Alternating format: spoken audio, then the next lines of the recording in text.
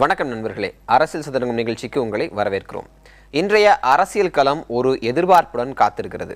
நாளை காஞ்சியில் நடைபெறும் தேமுதிக மாநாடுதான் அந்த எதிர்பார்ப்பின் அடிப்படை. தேமுதிகவின் நேற்று, இன்று, நாளை இவற்றை பார்க்கலாம் இன்றைய அரசியல் சதுரங்கத்தில்.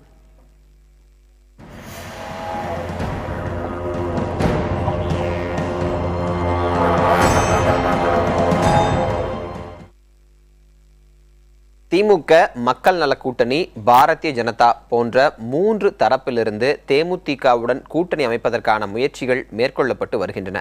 இந்த அளவிற்கு தேமுதிக முக்கியத்துவம் பெற என்ன காரணம் என்பது குறித்து இப்போது பார்க்கலாம். அண்மையில் வெளிவந்த புதிய தலைமுறை கருத்து கணிப்புகளின்படி அதிமுகவிற்கும் திமுகவிற்கும் கடும் போட்டி இருக்கும் என்று எதிர்பார்க்கப்படுகிறது. கடந்த 50 ஆண்டுகளாக அதிமுகவும் திமுகவும் மாறி மாறி ஆட்சி அமைத்து வரும் நிலையில் இந்த கட்சிகளின் வாக்கு சதவீதமும் ஏற்ற இறக்கம் கண்டுள்ளது. கடந்த 2006ஆம் ஆண்டு நடைபெற்ற சட்டமன்ற தேர்தலில் திமுக கூட்டணி 44.8% வாக்குகளை பெற்று ஆட்சி அமைத்தது. அதிமுக கூட்டணி 39.9% வாக்குகளை பெற்று தோல்வியடைந்தது.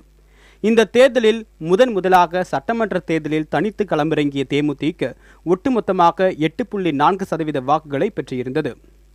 2011 தேர்தலில் தேமுதிகவுடன் கூட்டணி அமைத்த அதிமுக 38.4% வாக்குகள் பெற்று ஆட்சி அமைத்தது. இந்த தேர்தலில் திமுக 22.4% வாக்குகளை பெற்றிருந்தது. தேமுதிக 7.9% வாக்குகளை பெற்றிருந்தது. 2014 நாடாளுமன்ற தேர்தலில் தேசிய ஜனநாயக கூட்டணியில் அங்கம் வகித்த தேமுதிக 5.1% வாக்குகளை பெற்றிருந்தது. இந்த தேர்தல்களில் இவ்விரு கட்சிகளின் வெற்றி தோல்வியை நிர்ணயித்ததில் நடுநிலை வாக்காளர்களும் புதிய வாக்காளர்களும் கூட்டணி கட்சி வாக்குகளும் முக்கிய பங்காற்றியுள்ளன. திமுக காங்கிரஸ் கூட்டணி, மக்கள் நல கூட்டணி, பாட்டாளி மக்கள் கட்சி, பாரதிய ஜனதா என்று கட்சிகள் பிரிந்திருக்கும் நிலையில் கட்சிகளின் வாக்குகள் கணிசமாக சிதறும் என்றும் கணிக்கப்படுகிறது. இதன் காரணமாக 5% வாக்குகளை கொண்டுள்ள தேமுதிக வெற்றி தோல்வியை நிர்ணயிக்கும் என்பதாலேயே அக்கட்சியுடன் கூட்டணி அமைக்க முக்கிய கட்சிகள் விருப்பம் தெரிவிக்கின்றன. புதிய தலைமுறைக்காக தேவப்பிரியன். தேர்தல் நேரங்களில் தேமுதிக சார்பாக நடத்தப்பட்ட மாநாடுகள் எதிர்பார்ப்புகளை ஏற்படுத்துவது வழக்கமாக இருக்கிறது. இந்த கட்சி இதுவரை நடத்திய மாநாடுகளும் அந்த நேரத்தில் ஏற்படுத்தப்பட்ட எதிர்பார்ப்புகளும் பின்னர் வந்த அறிவிப்புகள் என்ன என்பது குறித்தும் இப்போது பார்க்கலாம். 2005ஆம் ஆண்டு மதுரை திருப்பரங்குன்றத்தில் நடைபெற்ற மாநாட்டில் விஜயகாந்த் ரசிகர் மன்றம் அரசியல் கட்சியாக அறிவிக்கப்பட்டு தேசிய முற்போக்கு திராவிட கழகம் உருவானது.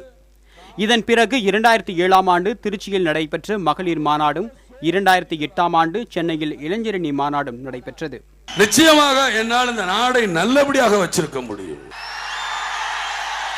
ஏன்னா நான் ஒவ்வொரு தடவையும் சொல்லி, நான் தெய்வத்தையும் மக்களையும் நம்பிதான் நான் தேர்தல் நினைக்கிறேன், வேற யாரையும் நம்பி நிற்கிறேன். ஏன் அதை சொல்றேன் அப்படின்னா, இந்த தெய்வம் நேர்ல வராது, ஆனா தெய்வம் மக்கள் மூலியமாக வருங்கிறனாலதான் தெய்வத்தையும் மக்களையும் நம்பி இருக்கிறேன். 2006 சட்டப்பேரவை தேர்தலிலும் 2009 நாடாளுமன்ற தேர்தலிலும் தனித்து போட்டியிட்டது தேமுதிக. திமுக அதிமுகவிற்கு மாற்று என களமிறங்கிய தேமுதிக 2011ஆம் ஆண்டு நடைபெற்ற சட்டப்பேரவை தேர்தலில் கூட்டணி அமைக்க முடிவு செய்தது. இதன் காரணமாக 2011இல் சேலத்தில் நடைபெற்ற மக்கள் உரிமை மீட்பு மாநாடு மிகுந்த எதிர்பார்ப்பை ஏற்படுத்தியது. இந்த மாநாட்டில் கூட்டணி குறித்த எந்த அறிவிப்பும் வெளியாகவில்லை. ஆனால் பின் வந்த நாட்களில் அதிமுகவுடன் கூட்டணி அமைத்து 41 தொகுதிகளில் போட்டியிட்டு 29 தொகுதிகளை கைப்பற்றியது. விஜயகாந்த் கூட்டணி போவாரா போக மாட்டாரா? பாரு, அப்படி தெம்பாயிட்டாரு பத்திரிக்காரங்க. சரி,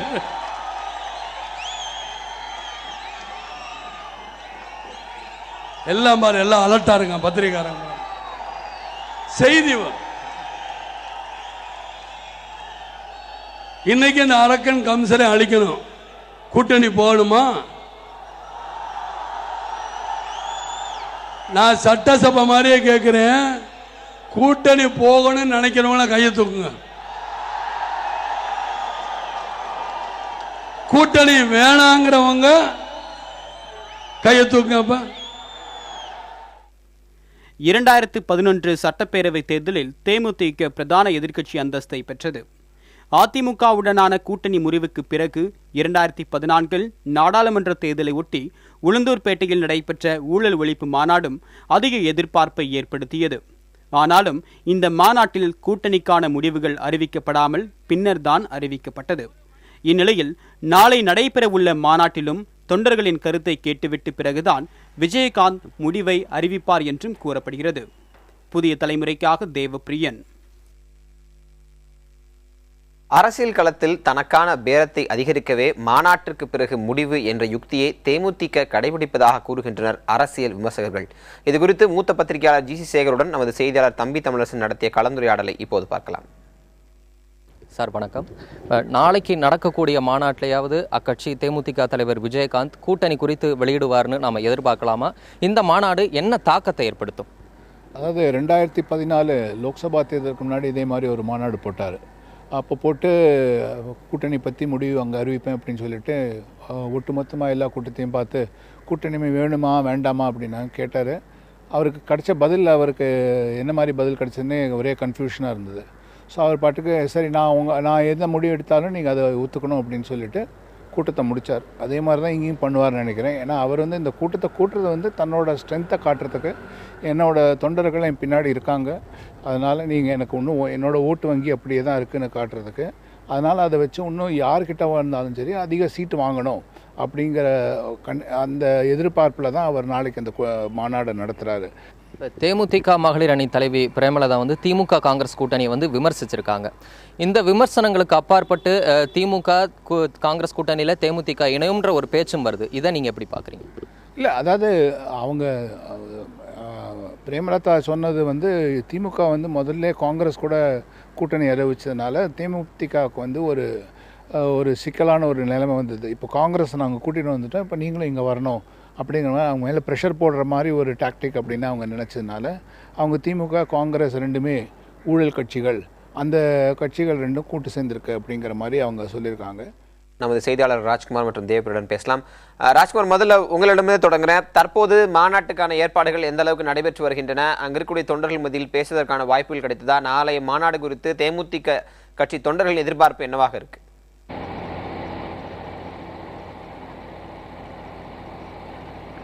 செம்மல், தேமுதிக கட்சியினர் மட்டும் இல்லாமல் பல்வேறு அரசியல் கட்சிகளும் எதிர்பார்ப்புகளை ஏற்படுத்தியிருக்கூடிய தேமுதிகவின் அரசியல் மாநாடு நாளை நடைபெறுகிறது. தற்போது காஞ்சிபுரம் மாவட்டம் வேடல் பகுதியில் நாம் மாநாடு நடைபெறக்கூடிய அந்த இடத்தில் இருக்கிறோம். இந்த இடத்தில் தற்போது வரை 50% மேலாக தற்போது மாநாட்டு பணிகள் என்பது முடிவடைந்திருக்கிறது.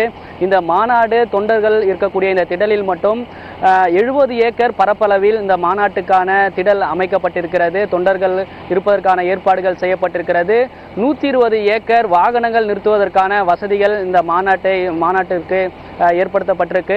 கிட்டத்தட்ட 50,000 பேர் உட்காருவதற்காக சேர்கள் மட்டுமே அமைப்பதற்கான ஏற்பாடுகள் தற்பொழுது நடைபெற்று வருகிறது.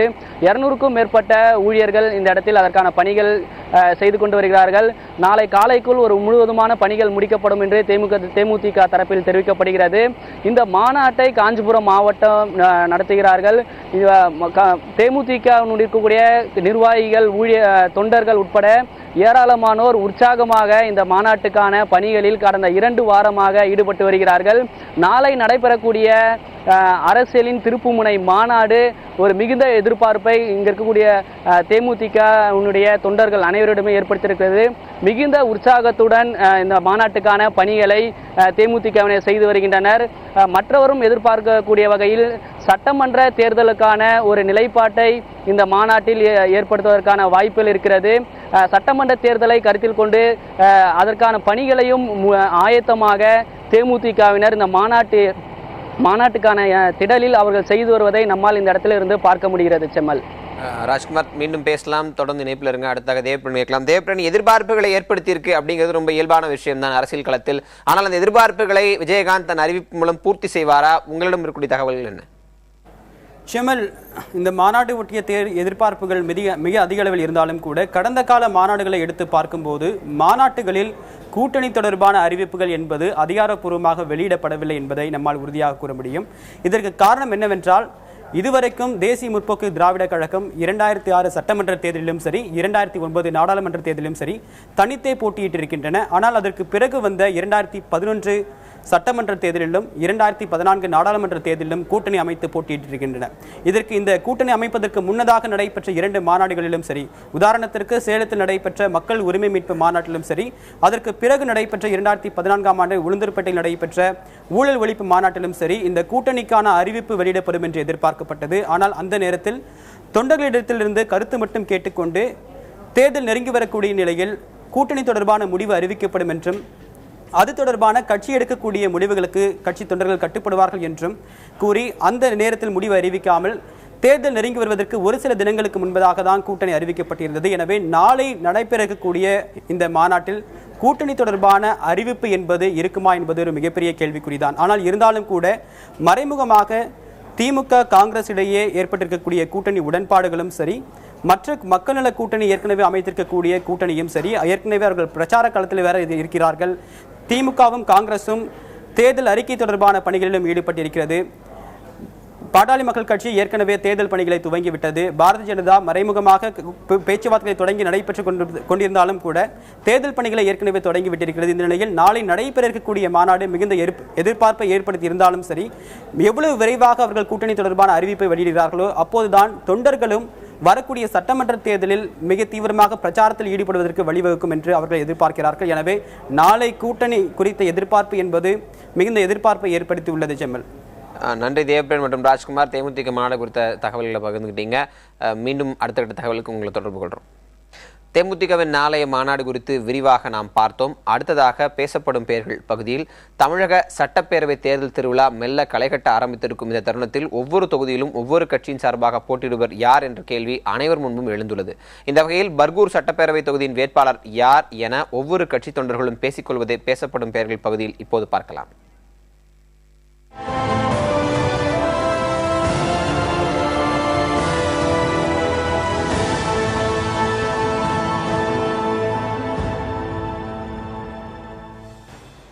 தமிழக அரசியல் வரலாற்றில் திருப்புமுனை முடிவை தந்து வியப்பில் ஆழ்த்திய தொகுதிகளில் ஒன்றான பர்கூரில் அதிமுக சார்பில் தற்போதைய சட்டமன்ற உறுப்பினரும் முன்னாள் அமைச்சருமான KP முனுசாமி, மாவட்ட ஊராட்சி குழு உறுப்பினரும் எம்ஜிஆர் மன்ற மாவட்ட இணைச் செயலாளருமான ராஜேந்திரன், கிருஷ்ணகிரி மாவட்ட ஊராட்சி குழு தலைவர் ரவிச்சந்திரன் ஆகியோரில் ஒருவர் வேட்பாளர் ஆகலாம் என பேசப்படுகிறது.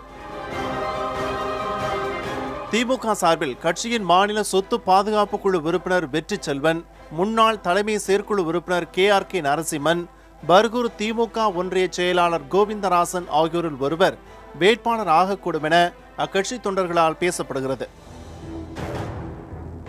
தேமுதிக சார்பில் கட்சியின் பர்கூர் ஒன்றிய செயலாளர் சுந்தர்ராஜன், மாநில செயற்குழு உறுப்பினர் கோவிந்தராஜ், மாவட்ட இளைஞரணி செயலாளர் சஞ்சீவன் ஆகியோரில் ஒருவர் வேட்பாளராக வாய்ப்பிருப்பதாக அக்கட்சி தொண்டர்களால் பேசப்படுகிறது. பாட்டாளி மக்கள் கட்சியில் மாநில செயற்குழு உறுப்பினர் தர்மலிங்கம், கிருஷ்ணகிரி கிழக்கு மாவட்ட செயலாளர் வெங்கடாச்சலம், முன்னாள் மாவட்ட தலைவர் சிவலிங்கம் ஆகியோரில் ஒருவருக்கு வேட்பாளராகும் அதிர்ஷ்டம் இருப்பதாக தொண்டர்களால் பேசப்படுகிறது. பாரதிய ஜனதா கட்சியில் மாவட்ட துணைத் தலைவர் சிவபிரகாசம், மாநில பொதுக்குழு உறுப்பினர் ராஜேந்திரன், போச்சம்பள்ளி வட்டார தேர்தல் பொறுப்பாளர் சிற்றரசு ஆகியோரில் ஒருவருக்கு வாய்ப்பு கிடைக்கும் என கூறப்படுகிறது.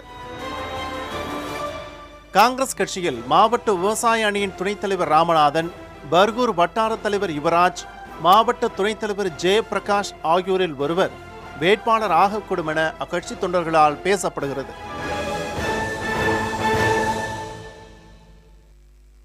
தேர்தல் கூட்டணியில் முரசு எந்த பக்கம் கொட்ட இருக்கிறது என்ற எதிர்பார்ப்போடு பலரும் காத்திருக்கும் நிலையில் அதற்கான ஆயத்த பணிகளை எப்படி முரசு செய்து வருகிறது என்ற தகவலை செய்தியாளர் விக்ரம் ரவிசங்கரோடு பகிர்ந்து கொள்கிறது ரோபோ. வருவது ரோபோ லீக்ஸ் பகுதி.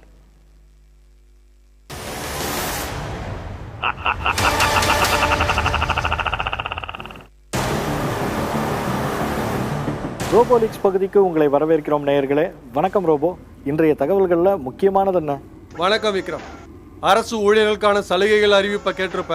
அது தவிர முரசு கட்சியுடைய நாளைய மாநாட்டையொட்டிய எதிர்பார்ப்புகள் தான் அரசியல் வட்டாரத்தில் அதிகமாக இருக்கு. கூட்டணி பத்தின அறிவிப்பு வருமா? அறிவிப்பு வரும்னு உறுதியாக சொல்ல முடியாதுன்னு சொல்றாங்க என்னுடைய ஏஜென்ட்டுகள். இந்த நிமிஷம் வரைக்கும் அவசரப்பட வேண்டாம் அப்படிங்கிற நிலைப்பாட்டில் தான் இருக்காங்களாம். மக்களோட கூட்டணி, மக்கள் விரும்பும் கூட்டணி அப்படிங்கிற மாதிரி தான் பேசுவார்னு சொல்றாங்க முரசு கட்சிக்காரங்க. ஆனால் தலைவர் எப்போ எதை செய்வார்னு யாருக்கும் தெரியாது. ஒரு ஃப்ளோல கூட்டணி பற்றி ஏதாவது ஹிண்ட் கொடுத்தாலும் கொடுப்பாரு அப்படின்னு சொல்றாங்க. கை கட்சி தலைவர் மறுபடியும் அழைப்பு விடுத்திருக்காரு. சூரிய கட்சி கூட இன்னும் பேச்சுவார்த்தை நடந்துக்கிட்டு தான் இருக்கா. முரசுக்காரர் எந்த கதவையும் இப்பவே மூட விரும்பலையாம். தலைவி பேசினது பேரத்தோட வலிமையை கூட்டத்தான் அப்படின்னு சொல்றாங்க அந்த கட்சி நிர்வாகிகள். ஆனா முதல்வர் வேட்பாளர் சிக்கல் இன்னும் நீடிக்குதான். அது எல்லா கூட்டணியிலையும் தானே இருக்கு. ஆமா, தாமரையிலையும் அதைத்தான் யோசிக்கிறாங்களாம். அதே மாதிரி மக்கள் நலக்காரர்களும் முதல்வர் வேட்பாளர் பத்தி இப்பவே ஏன் பேசணும், தேர்தலுக்கு அப்புறம் பேசிக்கலாமே அப்படின்னு நினைக்கிறாங்களாம். ஆனா முரசுக்காரரை ஏத்துக்கிறதுல அங்க பிரச்சனை இருக்காதுன்னு சொல்றாங்க என்னுடைய ஏஜென்ட்டுகள். அதே மாதிரி தாமரை கட்சியிலையும் பிரச்சனை இருக்காது, ஆனா இப்பவே அறிவிக்கணுமா அப்படிங்கிற யோசனை தானா. அப்புறம் என்ன, 2ல் 1 தேர்ந்தெடுக்க வேண்டியது தானே. அவ்வளவு சுலபமா அரசியல் கணக்கெல்லாம் போட முடியாது விக்ரம். வெற்றி வாய்ப்புன்னு ஒண்ணு இருக்கு இல்லையா, அதுக்கும் மேல தேர்தல் செலவு அப்படிங்கிற மிகப்பெரிய விஷயம் ஒண்ணு இருக்கு. எல்லாத்தையும் கூட்டி கழிச்சு பார்த்தா தானே கணக்கு சரியா வரும். நீ சொல்றத பார்த்தா முடிவெடுக்கிறது முரசுக்காரருக்கு பெரிய தலைவலியா இருக்கும் போல இருக்க.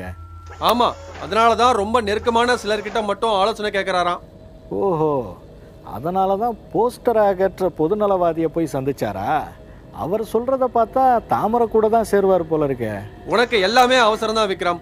ஒவ்வொருத்தரும் ஒவ்வொரு கருத்தை வலியுறுத்துவாங்க, ஆனா எல்லாத்தையும் கேட்டுட்டு அவராத்தான் முடிவெடுப்பாரு. அது என்ன முடிவு, எப்போ சொல்லுவாரு அப்படிங்கிறது அந்த 3 பேருக்கு மட்டும் தான் தெரியும் அப்படிங்கிறாங்க முரசு கட்சிக்காரங்க. சரி ரோபோ, இதுக்கு மேல இந்த விஷயத்த பேசினா குழப்பம்தான் மிஞ்சம்.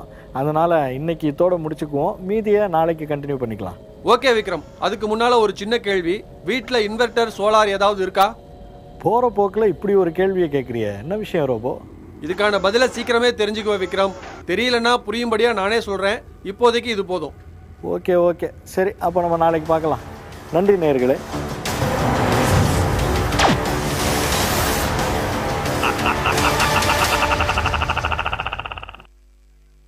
நண்பர்களே, இன்றைய அரசியல் சதுரங்கம் பகுதி விறுவிறுப்பாகவும் சுவாரஸ்யமாகவும் இருந்திருக்கும் என நம்புகிறோம்.